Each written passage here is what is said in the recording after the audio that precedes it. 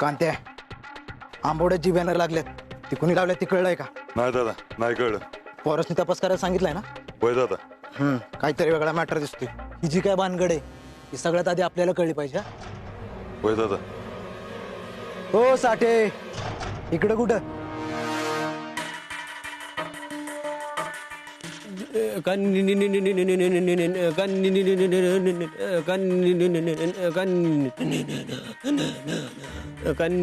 रोप द्यायला आलोय. ते गावात होतो. 2-4 पोरासनी चांगला हाणला.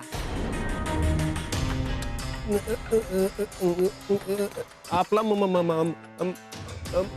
मार म्हणजे तुम्हाला सांगायची याची काय गरजच नाही. ते घेतलं काम की आरप परत असतं आपलं. मी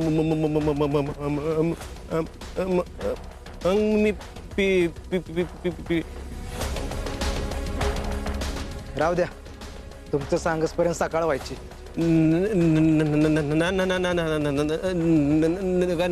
नाही होणार. सांगतो मी. पिपाणी कशाला पाहिजे तुम्हाला?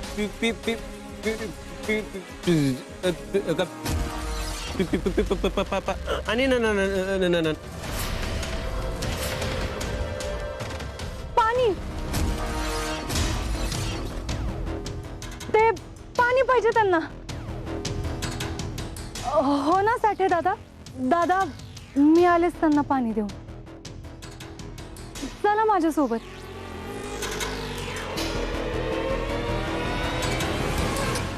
या.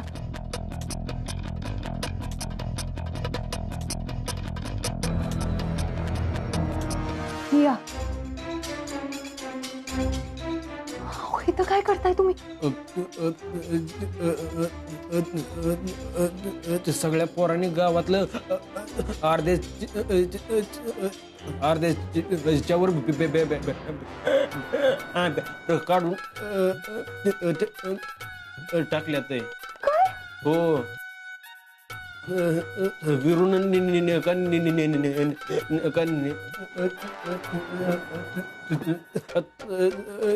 सांगितलं की फायदा म्हणून. अहो लवकर सांगा ना, नाही तर कोणी ऐकायचं.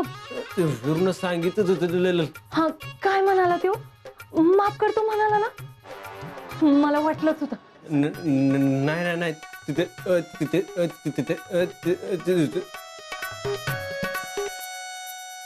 तुम्ही एक काम करा, जे काही आहे ना ते लिहून सांगा मला. हा, 1 मिनिट.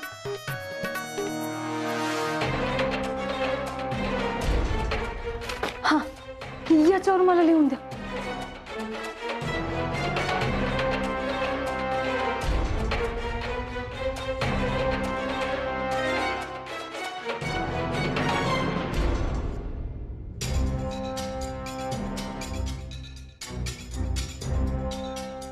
वीरूने निरोप दिलाय.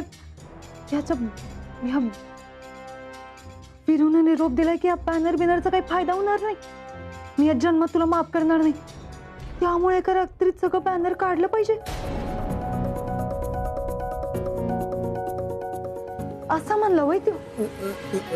आता काय करायचं मग? मला वाटलंच होतं. लय आकडू आहे तो पोरगा. पण आता माझं बी ठरलंय काय करायचं. मी बी त्याला सरळ करूनच राहणार. हा, फक्त हे बॅनरचं कोणाला सांगू नका बरं का?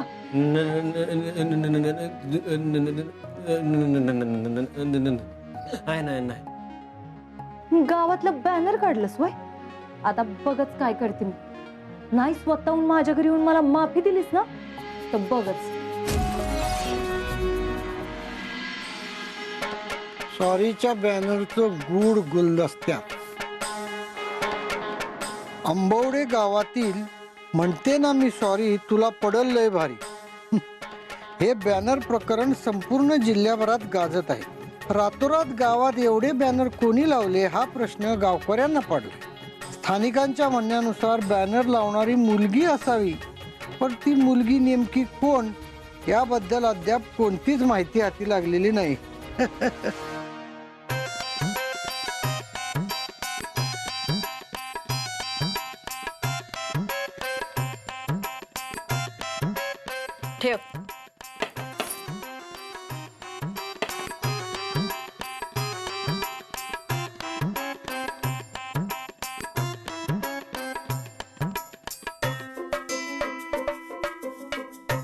अगं बघितलंस का कांचन, काही आजकालची पोरं अगं प्रेमात सॉरी म्हणायला डायरेक्ट बॅनरच लावतात. नाहीतर आपल्या वेळेला अगं साधी चिठ्ठी द्यायची म्हटली तर अजून घाम फुटतो मला. त्यांचं आपलं बरं आहे बाबा, सॉरी म्हणायला ना पत्र ना चिठ्ठी, डायरेक्ट बॅनरच लावतात. झालं का दात उचकून? हा, वाईच घराकडे लक्ष द्या. राजकारणी घराणं आहे आपलं. बातम्या छापायच्या असतात, वाचायच्या नसतात.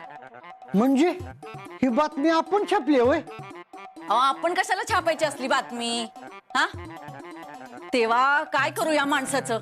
याच्या समोर किती पण वाचली गीता, काही उपयोग नाही. जाऊन येते मी कार्यक्रमाला.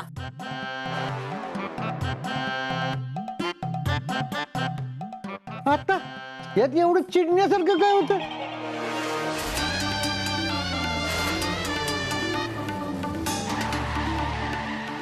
अरे काय झालं? वाघ बी गाडवा आला का काय तुझ्या? हा, गाडी का थांबवलीस? अहो काकी काय लिहिलंय बघा की.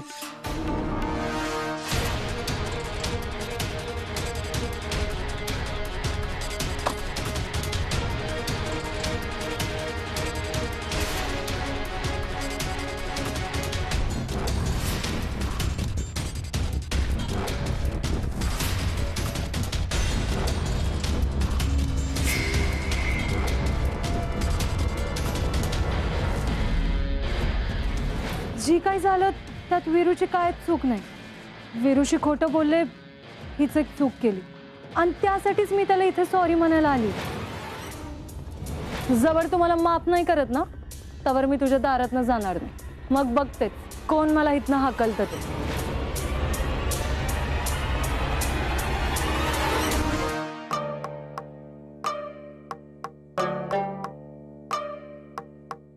हे घे. वीरू, वीरू,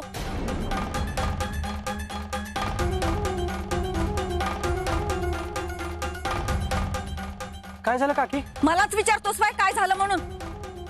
तुझी मस्ती जिरली नाही वाटतं अजून.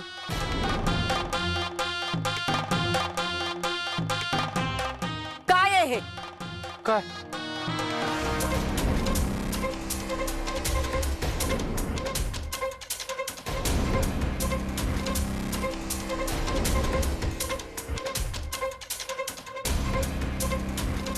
काय चाललंय? मी काय विचारते? आधी त्या पुरीच्या बॅनरला शान फासल्याच्या प्रकरणावरनं तू अंकुशरावचा मार खाऊन आलास. हा, घराण्याची इज्जत धुळीला मिळवलीस. ती पोरगी इथं घरात येऊन तमाशा करून गेली आणि आता हे बॅनर. ती पोरगी इथं आली होती तेव्हा तिला झापडवलं असतं ना तर ही सगळं झालं नसतं. ही सगळं तुझ्यामुळे झालंय, पण तू मला थांबवलंस. मला तर आता वाटायला लागले हे सगळं तूच तिला करायला सांगितलं असशील. काय? अहो काकी मी कशाला करायला लावतो ही? बया भाऊजी, आता कुठे वादळ जरा शांत होत होतं, तर ही काय नवीन? अहो वहिनी मी काय बी केलेलं नाही. तेच तू काय करत नाही ना, हाच प्रॉब्लेम आहे वीरू. त्या पुरीनं घरात घुसून एवढा तमाशा केला तरी तू तिला एका शब्दानं सुद्धा बोलला नाही. मला तर ना मम्मी जी सांगते ना तीच खरं वाटायला लागले. अरे काय बोलताय तुम्ही हे सगळे? हा, तो कशा पाय असं काय बी करेल? एवढं सगळं होऊन तुम्हाला तुमच्या पुतण्याचीच कड या लागल्या होय? आता पार घरापाशी बॅनर लावलात त्या पोरीनं. काकी म्हणजे ती गावात बी बॅनर लावले, ती बी अंकुशरावच्याच पूर्ण लावलात का काय? तिनंच लावला असणार, दुसरं कोण लावते तेव्हा? ह्या बॅनरला पेटवा नाही तर फाडा. माझ्या डोळ्यामोहर दिसला नाही पाहिजे हे banner.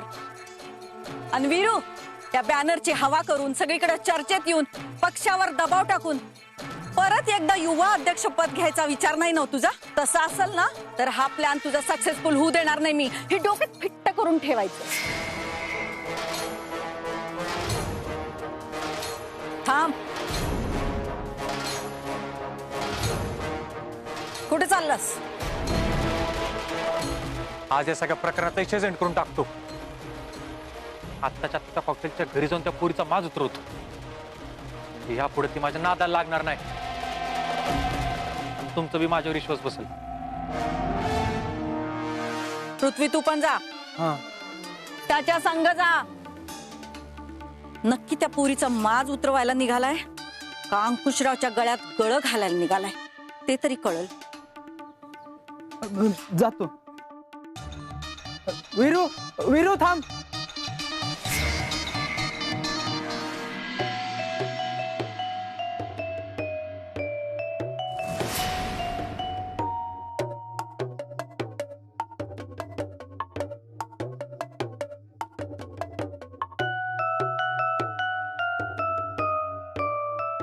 Jagdish ji, I am too nervous today.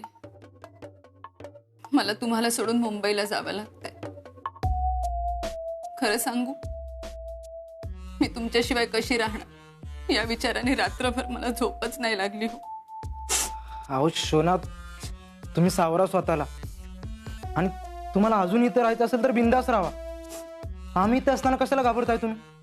Jagdish ji, मला आवडलं असतं इकडे राहायला, पण कामासाठी मुंबईला जावंच लागणार ना. बट डोंट वरी, मी परत येईन फक्त तुमच्यासाठी.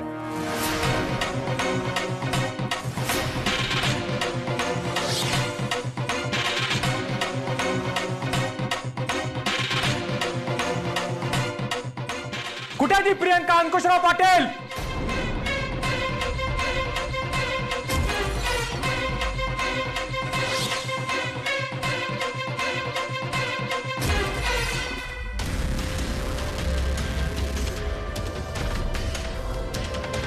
तुझी हिंमतच कशी झाली आमच्या घरात यायची? हा, तुझा माज अजून उतरला नाही वाटत. मागच्या वेळी मारलेले विसरला काय तुझ्या तर ना?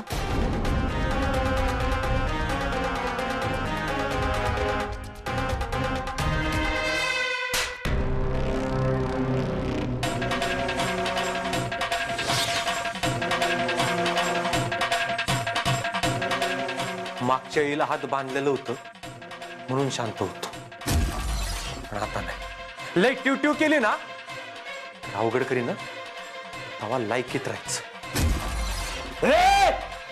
आमच्या घरात घुसून आमच्याच घरातल्या माणसावर हात उचलला तू. मागच्या वेळी जिता सोडला होता तुला, या बारीला नाही. जाग्यावर थांबायचा.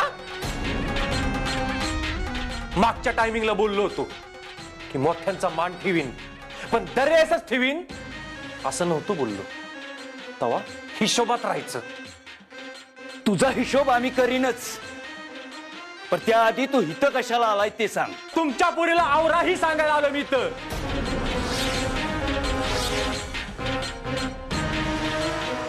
तिला सांगा माझ्या नादाला लागायचं नाही, नाहीतर तोंड सांभाळून बोलायचं. यात तिचा काय संबंध? हे तिलाच विचारा की. अहो, हिने स्वतःच्या बॅनरला शेण फासलं आणि तुम्ही मला इथं पकडून आणलं. मी गप बसलो. तुम्ही माझ्या घरात येऊन आमच्या खानदानाची इज्जत काढली, मी गप बसलो. हिच्या बॅनरचं राजकारण करून तुम्ही राजकारणात आणलं तरी मी गप बसलो. माझ्या घरी येऊन हिनं तमाशा केला त्याला मी गप बसलो. गावभर हिनं सॉरीचं बॅनर लावलं आणि त्याला मी काही भीक घालं ना म्हणून दुसरा बॅनर लावला माझ्या घरापुढं, तेही माझ्या फोटाने नावात सकट. अहो, हिच्यामुळे आमचे घर फुटायचे आले आणि जर तसं झालं ना तर मात्र मी गप बसणार नाही.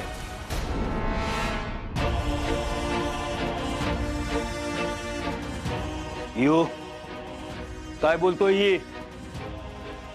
बॅनर तुम्हीच लावलेत का?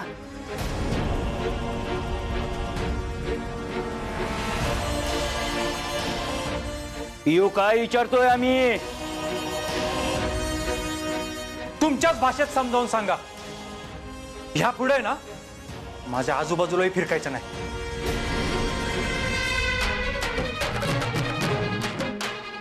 आणि या प्रियंका अंकुशराव पाटीलला आहे ना ह्यो वीरू आयुष्यभर माफ करणार नाही.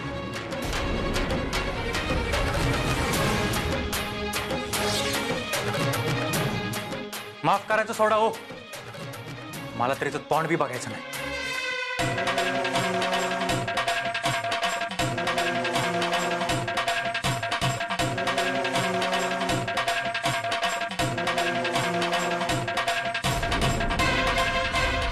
कळलं का? या पुढं सूर्यवंशीच्या नादाला लागू नका, नाहीतर लय महागात पडल.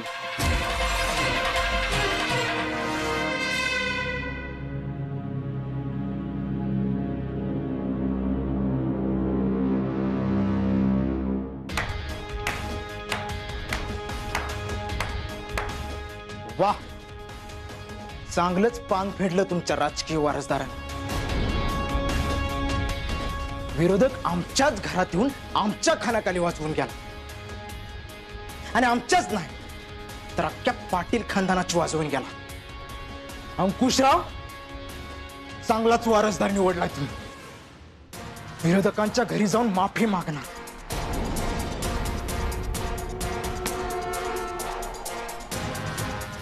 पियू, काय ऐकतोय आम्ही हे? का दगाफटका केला तुम्ही आमच्याशी? आज तुमच्यामुळं ते कालचं पोरग आमच्या तोंडावर आमची आबरू काढून गेलंय.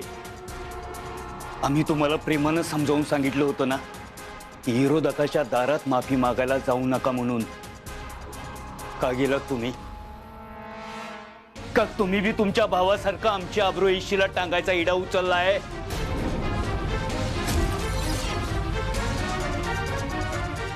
काय विचारतोय आम्ही?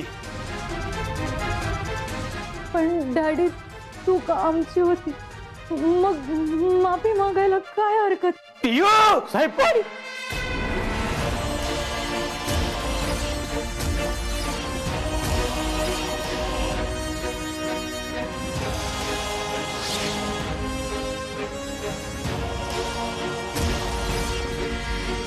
हरकत आहे, आमची हरकत आहे. कारण या अंकुशराव पाटलाला कुणी बी त्याच्या मोरं असं मोठ्यानं बोललेलं आवडत नाही. साहेब, साहेब काय करताय? जरा जरा शांत व्हा बरं. मी समजावून सांगतो पियू मॅडमला. खबरदार, चोळा माने. आजपासून असं काय वागलात तर याद राखा, आजपासून तुमचे सगळे लाड बंद. आता आम्ही जेवढं सांगू तेवढं आणि तसंच वागायचं तुम्ही. परत जर आमच्या मनाविरुद्ध वागलात तर तुम्ही आहे आणि आम्ही आहे. आलं ध्यानात? आलं ध्यानात? साहेब फकल,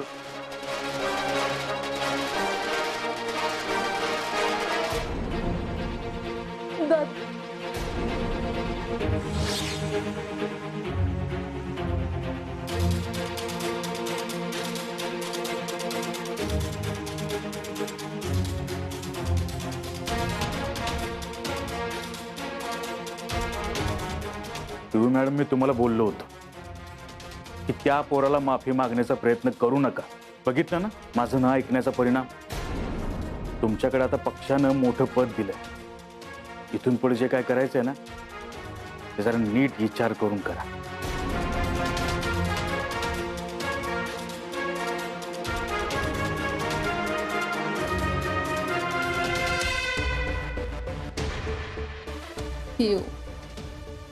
पियू सावर स्वतःला. आय कॅन अंडरस्टँड या सिच्युएशन. ज्यांनी तुझ्यासाठी मला तुझ्या बेडरूम मधून बाहेर काढलं, आज त्याच डॅडीनी तुझ्यावर हात उगारला.